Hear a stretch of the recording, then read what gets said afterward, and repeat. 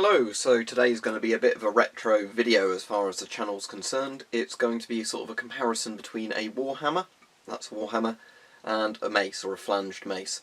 Now, this is the one, I don't think I've actually ever done a video on this channel for it properly, which is a shame, but this is the one that Weaponcollector made for me.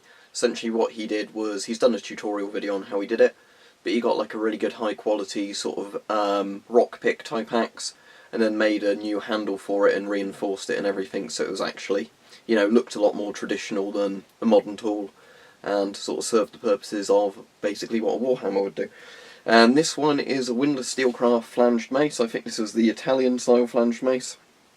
Now, the only issue I've had with this is it's very prone to rusting, and I think the reason for that is because it's got a hollow handle and a hollow head. Well, the head's not really hollow, the flanges aren't, but you know where the shaft is with the tube. The issue you run into with this mace basically is water and moisture always get inside and it rusts from the inside out. So every now and again you have to basically just put oil through it, so that's what I've done before this video if it looks a bit shiny. So what I wanted to do in this video was kind of talk about the historical sort of comparisons and differences between Warhammers and maces. Personally I prefer Warhammers, but maces still had their place.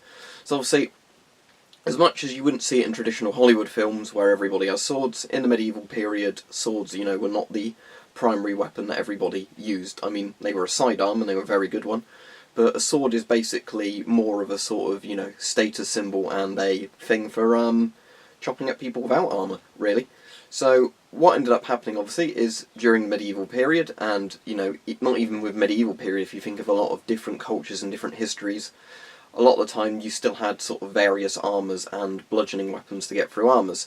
So while in obviously the medieval period, in reality, most foot soldiers were armed with things like spears or halberds, you know, billhooks, that kind of thing, because pole arms are just more useful in general, and it gave your soldiers more reach. There were obviously anti-armour sort of sidearms developed for trying to punch through, you know, armour worn by sort of more higher ranking soldiers or whatever. You know, again, this is going to be a very TLDR history video. I'm sure if you want to watch a really in-depth 40-minute video on this, there's lots of, you know, history-based channels which would give you a good explanation of this. But two of the most common designs you saw on the sort of European battlefield was the flanged mace, or just the mace, and the Warhammer. So the advantages to the flanged mace, if I pop the Warhammer down a second, is it's basically just a big bludgeoning tool. And the idea is that no matter which side of the head you hit with it, it's basically going to make contact because it's a flanged mace design. So obviously, again, I'm sort of knocking stuff in the way because there's not enough room to use it here, but the point of the mace, of course, well, not really the point, the blunt impact of the mace, was for just smashing helmets in and sort of armour.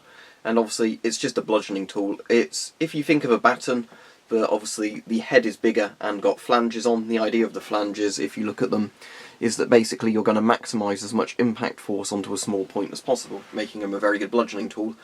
The problem is with the mace, of course, though, that, you know, it's not all that brilliant in terms of maximising the force to one area. Obviously, that's the trade-off you get. If you make it so every single side of it has an impact point, it's not as good as, you know, having a specialised tool for it, a bit like the Warhammer, which we'll come to in a minute. So this wouldn't be able to pierce things. Some flanged maces, like the Morning Stars, you know, have spikes on them. Again, then they would pierce a bit, but they'd be less effective at piercing than something like a spear or a polearm with a single point, for, you know, obvious reasons.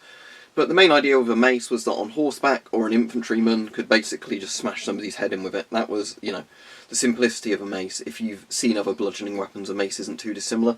You can find other maces as well throughout history where they're sort of just either a stick with a metal sort of head to it.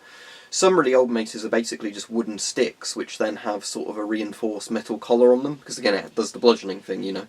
So there's that. So then the Warhammer. Probably the better of the two weapons, and it's decided to pick up a spiderweb there.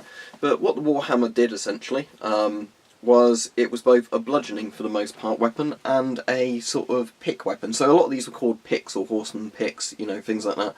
Because the idea was that you had your bludgeoning side to it, which is that side, and then you had the anti-armour spike. So the anti-armour spike is pretty straightforward.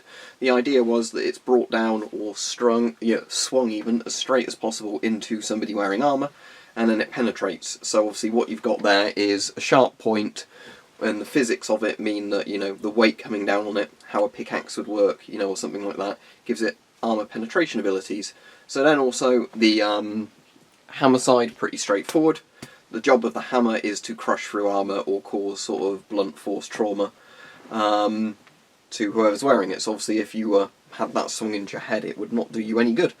So that's the main differences, but obviously the disadvantage to this is you can't swing it about as much willy-nilly, if that makes sense, because if that side, you know, that side strikes, it might hurt, but it's not going to cause as much damage as a flanged mace.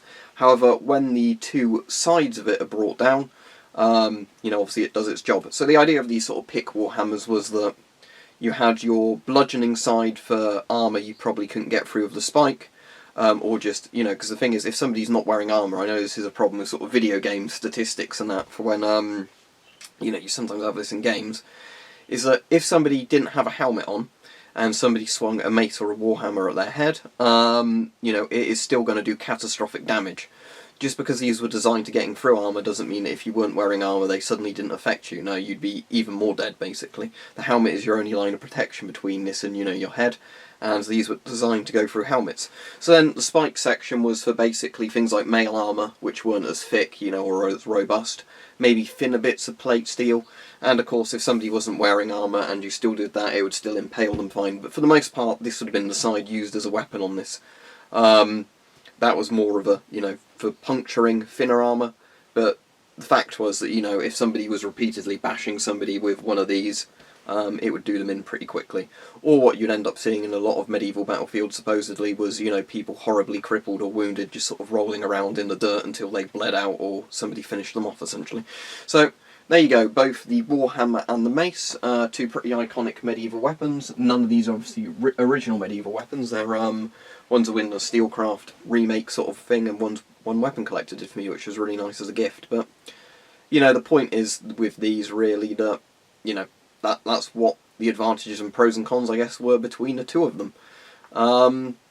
So yeah, I mean, obviously, what you have to obviously realise with a lot of these sort of weapons is when you get to the musket era, or, you know, muskets became a lot more common, and it became line infantry shooting at each other, for the most part, armour went away. I mean, I know there were bits of period where you had the really, really heavy armours that muskets couldn't shoot through and all that, but blah blah blah. But anyway, the point was that, you know, when you had just standard line infantry battles, there was no point people having, like, Warhammers and picks and, you know, all these other sort of things, because it was essentially just soldiers with muskets and sometimes bayonets on the muskets, line infantry shooting or charging each other. You know, but back when the whole sort of, I guess, battle tactic of some of this stuff was, what weapon can you make to penetrate or, you know, defeat somebody who's got armour on, and then how does the armour improve to, you know, do that? These were kind of, as far as I'm aware, the end result of sort of anti-armour developments made during that sort of period. Because there was some sort of lance weapons designed for penetrating armour, but as far as I'm aware, blunt instruments like maces and warhammers were the most practical for, especially having as a sidearm. If you see lots of the old historical sort of attempts where people have, you know, just tried to draw pictures as the soldiers probably would have been equipped, sometimes you'll have a guy with a spear or whatever and something like that, spear or a halberd, and then on their belt they've got a small warhammer, you know, pick or sort of mace hanging from it. The idea being that if they need to go to it and they were a sort of high-ranking and important enough person that they were given a sidearm, not just the spear or whatever, they could then go to the sort of close-quarters bludgeoning tool. So, you know, as said, it always comes back to I think that in Hollywood, swords are the sort of thing everybody's famously, you know, used to seeing, and swords were obviously a weapon used throughout pretty much all cultures throughout the world and things, but swords weren't the only weapon, of course, because, you know, the problem is with a sword, as much as you can smash people with the crossguard and the pommel and things like that, if somebody's wearing thick, heavy armour, a sword isn't going to do much, because unless you get it through a very small slit in their armour or something, you know, a sword is going to do nothing if you start battering. You know, you're going to damage the sword before the person's armour.